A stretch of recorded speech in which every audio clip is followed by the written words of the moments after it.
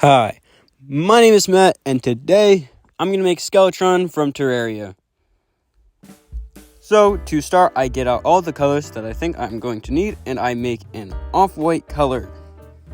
This off-white is slightly greenish, because Skeletron is a slightly greenish off-white. Then I pick off a little of that off-white and combine it with some black in order to make a slightly off-black. This is used for the sunken in parts like the eyes and the nose. Then, I make an aluminum base for the head to go off of, so that it's not as much clay that I'm using. This then gets covered, and I section it out into a part for the arms and a part for the head.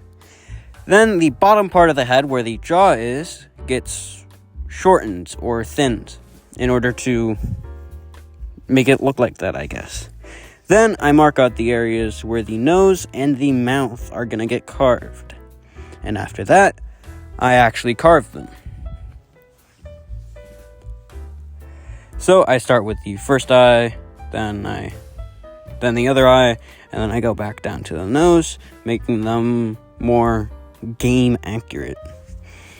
So they're just lines that get larger over time and pressed in. Then I start to work on the mouth and just bulking it up right now. This is later going to turn into the teeth and the jaw, but right now it's just a part of the mouth that is baked.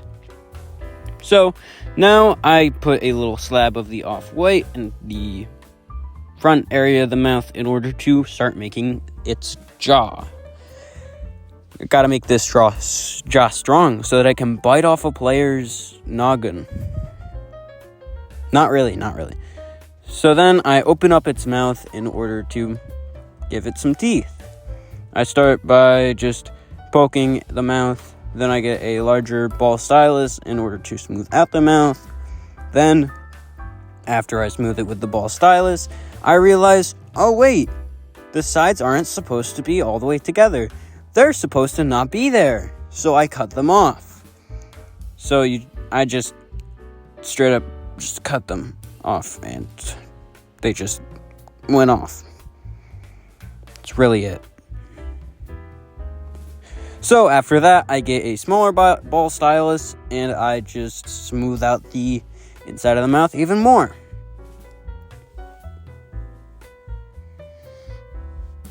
So then I just smooth it out until it's properly smooth, and then I give it its next step, which is its jawline. I have to make it a more pronounced jaw. I gotta do the back of the jaw, so I start by adding two things in order to have the jaw go up from the bottom row of teeth to the top of the back of the head. After that, I get a small worm and connect them to connect the two two thingies on the back side. Then this worm gets smoothed in on the bottom and cut to the correct size. And after that, it's time to focus more on the shape of the head, starting with its more pronounced cheekbone, I guess. I don't really know what area of the face this is, but it's there, and it's noticeable, so I gotta make it similar. I get two worms, put them where they're on the cheek line, I guess, and I blend them into the head. It ends up looking like this, which is good, I think. Then, after that, I get a little bit of clay, and I just make the teeth. I roll it into a bunch of balls. I start with the bottom jaw.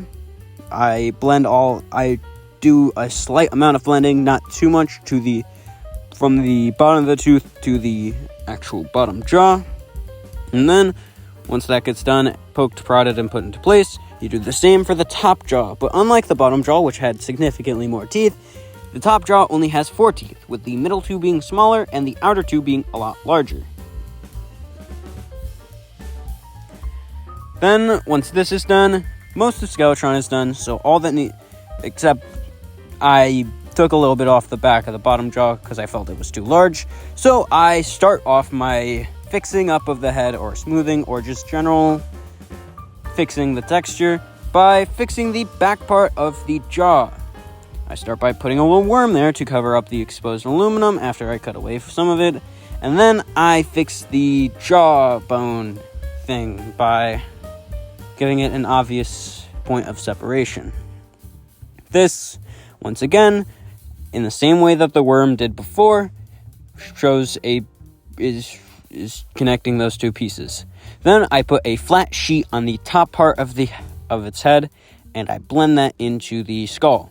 This gets blended in pretty thoroughly because it don't want an obvious difference. And then I put all of the slightly off black into the holes that they're supposed to go. So I start with one eye, then I do the other eye, and then this gets blended in, poked, prodded until it's hollow enough. It looks good, and it fills the space that it needs to.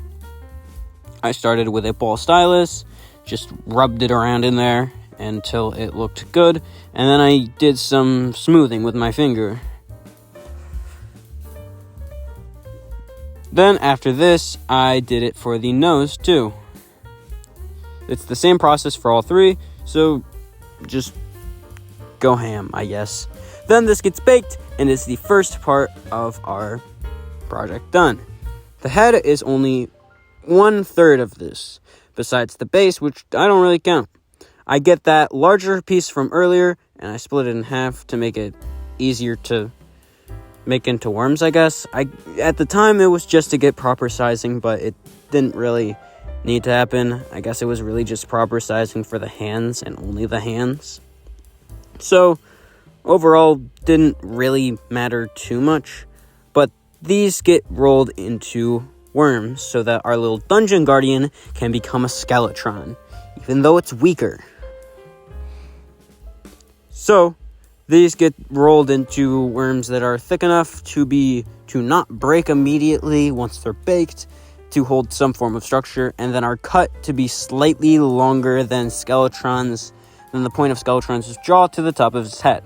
This gets repeated 8 times, 2 for each segment of the arm, and there are 4 segments total, so that is 8 of these. Currently, I only made 5, but I make the other 3 later, once I make the first arm. So, to start, you just attach the 2 worms together and make them look a bit bony. Then you make sure that there's an opening in the middle, and that's pretty much it. Besides one side being the same level at the end and the other having one slightly more, it's not a super hard item to create. And this then gets repeated 3 more times, with both sides being made, and then they're the arms. This is then the second part of the project that's being done, and now we can call our little dungeon guardian a Skeletron. But sadly, since the arms are not done yet, he's still a dungeon guardian. So let's fix that and give him his 2 other arms, starting by completing those worms and giving it 3 more segments of that size of worm. Then, with these segments, get the exact same treatment. The 2 sides are joined together with open space in the middle, and then they're made to look like bones. And then that's the arms done, and off to the hands. So, in order to start the hands, the arms need to be done, and now I position the arms how they are going to be positioned in the final thing. So I get the arms ready, and then I start working on the hands. To start working on the hands, I get 2 equally sized segments of a ball, and I roll it up. Then I cut that in half, and then I cut it in half again, and it's just a lot of cutting in half, man. Then these 2 segments get put back together, and a worm gets rolled out in order to be the thumb. The thumb then gets placed in between the 2 segments on one of the flat sides, I guess. You'll see. Not that hard to understand, I guess. This gets cut out twice, copied over because I'm making 2 hands, and then this gets placed in the right spot. Then I make the 8 fingers, since Skeletron has 4 fingers. 4 of these get placed on one hand and 4 on the other. So, now that I have all of the fingers in one spot, I can place them onto the hands. But this isn't the final way of the fingers because I realized that it's slightly different on Skeletron. Although this is where everything pretty much gets placed. On the actual Skeletron model though, the bottoms of the fingers are conjoined together, not conjoined separately to the actual hands. So you just combine all of these together, flatten them, and just put that all on top. Could you do it the other way? Yeah. May it look better the other way? Who's to tell? I just going for accuracy, I guess. Then you just copy that exact process over one more time in order to make the other hand. After that, those get baked and it is time for a base. So, in order to start making the base, I need some dungeon brick color. So I make a grayish blue, and I then get an aluminum base, or a bit of aluminum in order to make it so that it doesn't use up as much clay as it would have otherwise. So once I get a correctly sized aluminum piece, I just cover the aluminum thing in clay. Then, after that, I make a little flat piece, and I add it to the bottom. Once this is added to the bottom, it's almost done. I just add a little sheet to the top to make the top a bit thicker and able to stand more things. But the slap method didn't work, so now I have to actually blend it in. What my life has become without proper editing techniques. Such horrors. Now that that's pretty much done, it's time to put Skeletron onto the base. Except this is not the final base. I do add a texture, but that is of course off screen. Although I do show how to make the texture. First, I push in the Skeletron head, and then I push in the arms. So you just put the arms where they go. Make sure that the arms are big for this, because if they're not, it's gonna be a hard time. Then the hands get pushed in to where they would go. Skeletron kind of looks like he's playing some bongos. So I guess this Skeletron looks like he's just a bongo player. So what can you do, I guess? The arms are placed where one end is touching another end, I guess. And then there's a hand. I don't know. They're arms. So, now that the arms are kind of done, I need to show you how to do that texture, because I did it off screen completely. So you just poke it a lot. Just kind of stab it. That's really it. It's not that hard. You just stab it. So, as you can see, I did do that texture, and this is the done.